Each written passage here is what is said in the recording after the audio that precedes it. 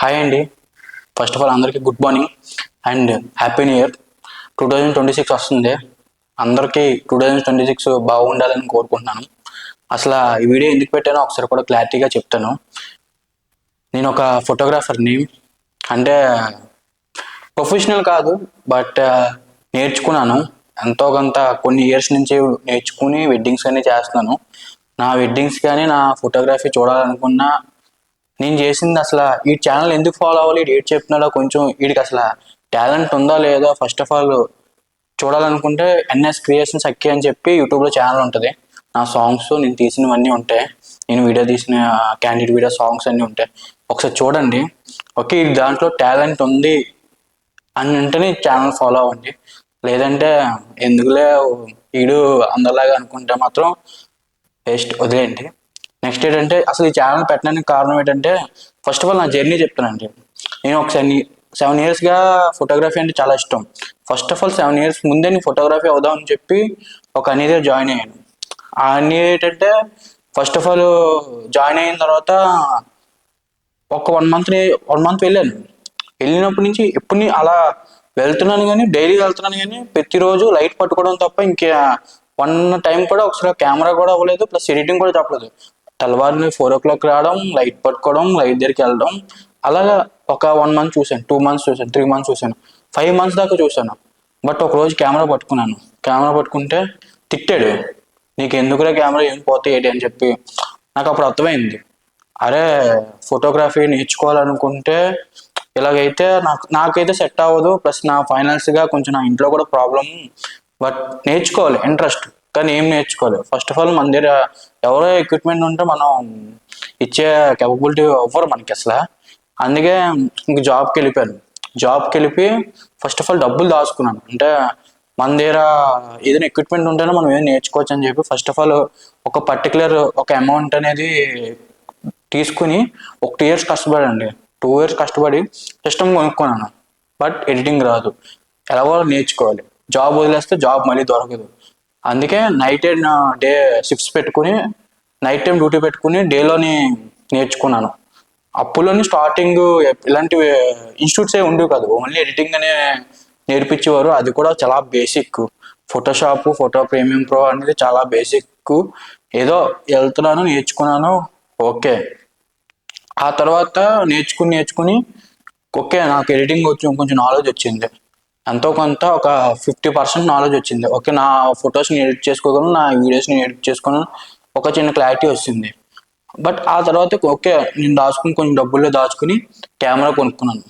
Camera కొనుక్కున్న తర్వాత okay, ఇంకా జాబ్ వదలలేదు, జాబ్ వదులుతూ చేస్తూ ఇది కూడా ఈ ఫీల్డ్ కూడా చేస్తున్నాను. అలాగా నా దగ్గర ఉన్న ఫోటోగ్రాఫర్స్ కూడా కొంచెం పరిచయం అయ్యారు. అలా బేసిక్ నేర్చుకున్నాను. ఓకే, ఇప్పుడైతే ఫుల్ వర్క్ వస్తుంది. మొత్తం నా వీడియోస్ నేనే ఎడిట్ చేసుకుంటున్నాను, నా ఫొటోస్ నేనే ఎడిట్ చేసుకుంటున్నాను, నా షూట్ నేనే తీసుకుంటున్నాను. ఇప్పుడు నాకు నాలెడ్జ్ వచ్చింది.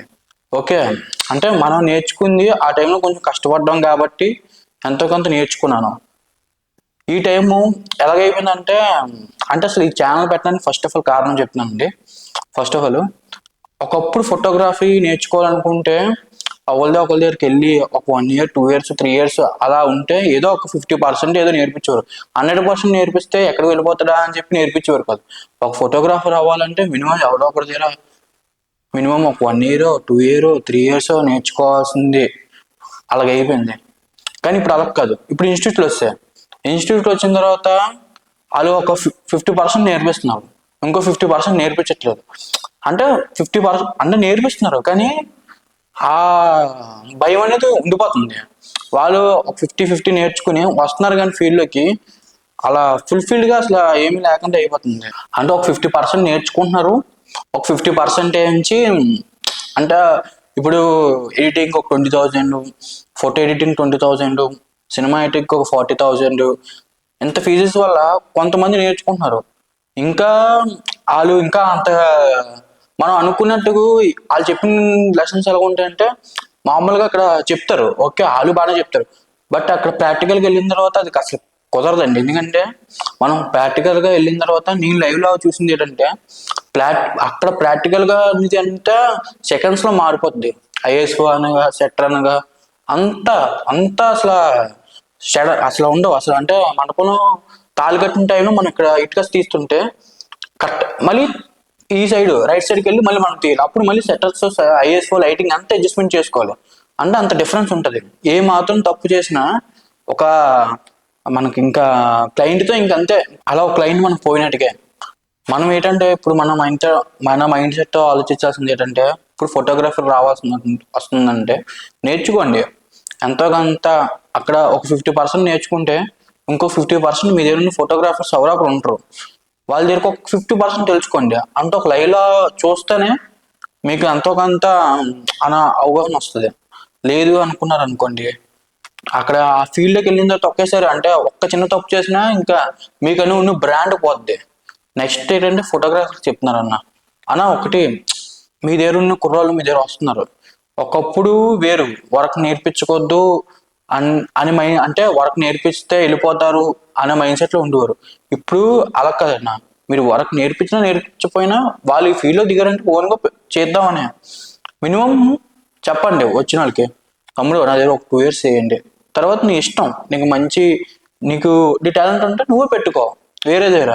ఈ 2 years మాత్రం నా దగ్గర చేయలేకపోతే 1 year, లేకపోతే ఎంతో కొంత ఒక టైం ఇచ్చి ఫస్ట్ ఆఫ్ ఆల్ అడిగి వర్క్ నేర్పించండి. ఇప్పుడు మీరే కావాలంటే ఒకసారి చూడండి, ఏదైనా ఒక ఫోటోగ్రాఫర్ దగ్గర ఒక అసిస్టెంట్ ఉంటే వారికి ఒక 50% వచ్చు. ఎడిటింగ్ వస్తే కెమెరా హ్యాండిల్ రాదు, కెమెరా హ్యాండిల్ వస్తే ఎడిటింగ్ రాదు, అలా 50%లోనే వాడు బతుకుతున్నాడు. ఇప్పుడు బయట నుంచి వచ్చిన వాళ్ళు ఏంటంటే వాళ్ళు ఫుల్ నేర్చుకుని వీళ్ళు కాంపిటీషన్ అయిపోతున్నారు. మన దగ్గర వాళ్ళు నేర్చుకున్నారు అంటే అది కన్ఫామ్గా ఒక మినిమం ఒక 50% అయినా ఆడెళ్ళి ఓన్గా ఈవెంట్ చేసేది. మన హెల్ప్ లేకుండా చేసిన అలా చేయండి భయ. ఒకటే వర్క్ అయితే మాత్రం 100% మీ దగ్గర నేర్పించండి. ఎందుకంటే రేపు పొద్దున్న అది మీకు చెప్పుకుంటాడు, మా ఊడు మా అన్న నేర్పించాడు, లేకపోతే మా తమ్ముడు అలాగా ప్రతిది ఏంటంటే ఆడు మీకు ఒక వాల్యూ ఇస్తాడు. ఓకే మా అన్న దగ్గర నేర్చుకున్నాడని, ఆ దగ్గర మీరు నేర్పించకంటేనా 1 month 2 months 3 months ఒక 6 months అలా లైట్ కానీ అలా మోయిస్తే రేపు పొద్దున్న ఆడు మానేసి వేరే ఇన్స్టిట్యూట్లో ఏమైనా నేర్చుకున్నాడంటే అక్కడ మనం నేర్చుకున్న దానికి వేరే ఉండదు. నెక్స్ట్ ఏంటంటే అసలు ఈ ఛానల్ పెట్టడానికి మెయిన్ కారణం ఏంటంటే కొంతమంది ఓకే మనీ ఉన్నాడు ఎంతో కొంత నేర్చుకుంటాడు, కానీ మనీ లేనివాడు మాత్రం ఆడికి ఒక ప్యాషన్ ఉంటుంది. ఇప్పుడు ఏంటంటే ఎడిటింగ్ కానీ, వీడియో ఎడిటింగ్ కానీ, ఫోటో ఎడిటింగ్ కానీ ఏదైనా నేర్చుకోవాలనుకుంటే మినిమం ఒక 60,000 70,000 పెట్టాలి. మినిమం 3 months పెడితే కానీ పర్ఫెక్ట్గా రాదు. ఏదైనా ఇన్స్టిట్యూట్కి వెళ్ళినా మినిమం 60,000 70,000. మేము ఉన్నప్పుడు ఒక 7 years బ్యాక్ ఏంటంటే ఇన్స్టిట్యూట్లో ఉండేవి కాదు. ఫోటోగ్రాఫర్ కావాలి అనుకుంటే ఎవరో ఒక అన్ని దగ్గర వెళ్ళి 1 year 1.5 year నేర్చుకుంటే మాత్రం వచ్చిన విద్య ఇది. అలాంటిది ఇప్పుడు ఎలా కాదు, ఇన్స్టిట్యూట్లకు వచ్చే ఒక 50% నేర్పిస్తున్నారు, 50% మన ట్రై చేయాలి, మనం ఓన్గా మన ఎక్స్పీరియన్స్ పెట్టుకోవాలి. అలానే మెయిన్ ఈ ఛానల్ పెట్టడానికి ఏంటంటే మన దగ్గర అంతా వచ్చో, నేను ఎప్పుడు ఫస్ట్ టైం ఎలా స్ట్రగుల్ అయ్యానో ఇప్పుడు నాకు కొంతమంది పరిచయం అయ్యారు. వాళ్ళు ఎడిటింగ్ నేర్పించన్నా, ఫోటోగ్రఫీ నేర్పించన్నా అని అప్పుడప్పుడు కూడా వస్తుంటారు, ఇంటికి వస్తుంటారు. అది నేను ఫుల్ఫిల్గా ఇవ్వలేకపోతున్నాను. ఏదంటే నా వర్క్స్ కొన్ని ఉండే, నేను కొంచెం బయటకు వెళ్ళిన వల్ల వాటి వల్ల కొంచెం వర్క్ అనేది వాళ్ళకి చెప్పలేకపోతున్నాను. బట్ అంటే నేను ఒక ప్లాట్ఫామ్ అనుకుంటున్నాను, అంటే ఓకే నా దగ్గర ఉన్న కొంచెం వర్క్ అయినా, నేను చేసిన వర్క్ అయినా వాళ్ళు నేర్చుకోవాలి, వాళ్ళు ఎంతో కొంత ఓకే మన వాళ్ళు యూజ్ అవ్వాలి. నేను బాధపడినట్టుగా ఆవిడ బాధపడుకోవద్దు, ఎంతో కొంత వర్క్ ఒక 50% అయినా నేర్చుకోవాలి అని చెప్పి ఒక ఈ ఛానల్ స్టార్ట్ చేస్తున్నాను. అంటే 25లోనే చేద్దాం అనుకున్నాను, కానీ ఒక కెమెరా ముందు మనం ఎంతైనా కెమెరా వెనకాల ఉండడం, కానీ కెమెరా ముందు ఎప్పుడు అలా మాట్లాడలేను. అంటే అలా మాట్లాడలేకపోయాను. ఇప్పుడు కూడా చాలా మిస్టేక్స్ ఉంటాయి, ఏమైనా ఉంటే సారీ. బట్ ఏంటంటే ఇప్పటి నుంచి అయితే మాత్రం editing and cinematography and camera settings ఏదైనా okay. Camera settings full basic నుంచి ప్రొఫెషనల్ దాకా నేర్పిస్తున్నాను. అంటే మన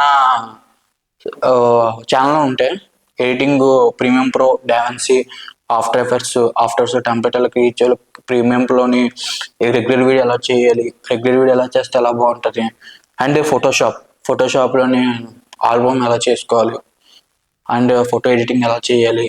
అలానే ఓకే వీడికి వచ్చా లేదా ఫస్ట్ ఆఫ్ ఆల్ మీరు అనుకుంటారు, అంటే ఫస్ట్ ఆఫ్ ఆల్ వీడికి అసలు వచ్చా లేదా అనుకుంటే మాత్రం నా ఛానల్ ఉంటుంది, ఎన్ఎస్ క్రియేషన్ సక్కి అని చెప్పి కింద కూడా డిస్క్రిప్షన్లో పెడతాను. అండ్ ఇన్స్టాగ్రామ్లో కూడా నా ఛానల్ పెడతాను, చూడండి. మినిమం ఒకే ఇడికి వచ్చు, ఓకే వీడి దగ్గరికి వెళ్తే నేర్చుకోవచ్చు, ఓకే ఇది యూజ్ అవుతాడు. ఏముందండి, అన్ని ఛానల్ ఎలా చూస్తున్నారు, ఒక్క ఛానల్ మన ఛానల్ కూడా అంటే మీకు యూజ్ అవుతానే, లేదు వద్దు అనుకుంటే వేస్ట్. అది నేనే చెప్పేస్తున్నాను. మీకు అది యూజ్ అవుతుంటే కన్ఫామ్గా చూడండి. బట్ 100% నేర్చుకోకపోయినా ఒక 80% అయినా నేను గ్యారంటీ ఇస్తున్నాను. నేను 80% అయినా మీకు ఎంతో కొంత నేర్పించగలను. నాకైతే ఆ టాలెంట్ ఉంది, నేర్చుకున్నాను కాబట్టి, కష్టపడి నేర్చుకున్నాను కాబట్టి. ఒక 7 years నా కష్టం. అండ్ కెమెరాస్ కూడా నా M4 తీసుకున్నాను, M4 అండ్ FX30. దీని సెట్టింగ్స్ ఎలాగుంటాయి, దీని ఆపరేటింగ్ ఎలాగుంటుంది, అండ్ ఒక 10 daysకి కానీ 1 monthకి కానీ లైవ్ క్లాసెస్ పెడతాను. అంటే మన కెమెరాస్ తీసుకొచ్చి ఎలా సెట్టింగ్స్ చేయాలి, ఎలా తీయాలి, అలా కొంతమంది ఒక 10 మందిని ఎంతమందిని చూసి వీడియో ఎప్పుడైనా మ్యారేజెస్ కానీ ఏమైనా చూసినప్పుడు వాళ్ళని తీసుకెళ్ళి లైవ్లో కూడా చూపిస్తాను. అంటే మన వల్ల ఎంతో కొంత యూజ్ అవ్వాలి. మనం నేర్చుకునే విద్య ఒక 10 మందికి యూజ్ అవుతే వాళ్ళు చెప్పుకుంటారు, అన్నా నీ దగ్గర నేర్చుకున్నాను కదా ఆ రోజుల్లోనే, ఇప్పుడు నా లైఫ్ బాగుంది. మన మెంటాలిటీ అంతే. మనం ఏం నేర్చుకున్నామో మనతో పాటు ఒక 10 మందికి నేర్పించాలి. ఈరోజు ఉంటాం, రేపు పోతాం. కానీ మన విద్య అనేది, గురువు అనేవాడు ఎప్పుడు గురువే. నేను 10th క్లాస్లోని కొంత టీచర్స్ ఇప్పటికే వాళ్ళు నాకు గురువే. అంతేగాని 10th నుంచి నేను ఆ తర్వాత ఇంట్రో, డిగ్రీ అవన్నీ చదివాను. అవన్నీ చదివిన తర్వాత ఫస్ట్ మనకి ఏం నేర్పించారో వాళ్ళే మన గురువు. ఏదైనా ఒక 50%, ఒక మినిమం 90% నేను ట్రై చేస్తాను మీకు నేర్పించడానికి. ఒకళ్ళని 50% అయినా మీకు గ్యారంటీ ఇస్తున్నాను. ఓకే, ఎంతో కొంత వస్తుంది, ఎంతో కొంత చెప్పగలను. మ్యాక్సిమం కలర్ గ్రేడింగ్ కానీ, డావెన్సీ కలర్ గ్రేడింగ్ కానీ, ప్రీమియం రెగ్యులర్ వీడియో ఎలా కట్ చేసుకోవాలి, ఎలాగా ఒక సీక్వెన్స్లో తీయాలి, అండ్ ఫోటోషాప్ ఎలా తీసుకోవాలి, టెంప్లెట్ ఎలా తీసుకోవాలి, మెయిన్ పిహెచ్డీలు ఎలా తీసుకోవాలి, ఆల్బమ్ డిజైనింగ్ ఎలా చేయాలి, అండ్ అప్పుడప్పుడు ప్రీ వెడ్డింగ్ షూట్స్కి లొకేషన్స్కి వెళ్తూ ఉంటాను. అలాగా లొకేషన్స్లో క్లయింట్స్తో ఎలా మాట్లాడి మన వర్క్ని మనం ఎలా ప్రొఫెషనల్గా చూపించుకోవాలి. మెయిన్ మన కేటగిరీలోని మనం నిజంగానే ఒక ఫోటోగ్రఫీ అనేది చాలా, అంటే అన్ని డిఫరెంట్ జోనర్స్ కంటేనే ఫోటోగ్రఫీ చాలా వాల్యూ ఉంది. ఇది ఎందుకు చాలా మందికి ఇప్పుడు ఫ్యాషన్ అవుతుంది అంటే, అది ఒక మెమరీ.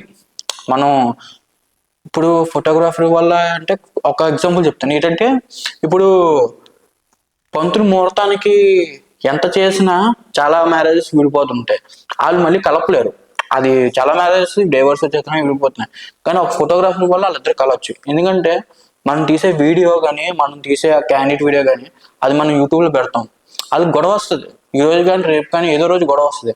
కానీ ఆ మెమరీ చూసినప్పుడు, అరే ఆ టైంలో మనం ఇంత హ్యాపీగా ఉన్నాం, ఆ టైంలో ఉన్నారు, అప్పుడు దాకా పట్టుకుని గొడవ అంతా ఆ ఒక్క చిన్న ఒక 4 minutes వీడియోలోని మొత్తం పోద్ది. ఆ గొడవలో మీ ఇద్దరం అప్పుడు అంత హ్యాపీగా ఉండేవాళ్ళం, అప్పుడు అంత సరదాగా ఉండేవాళ్ళం అనే ఒక మెమరీ.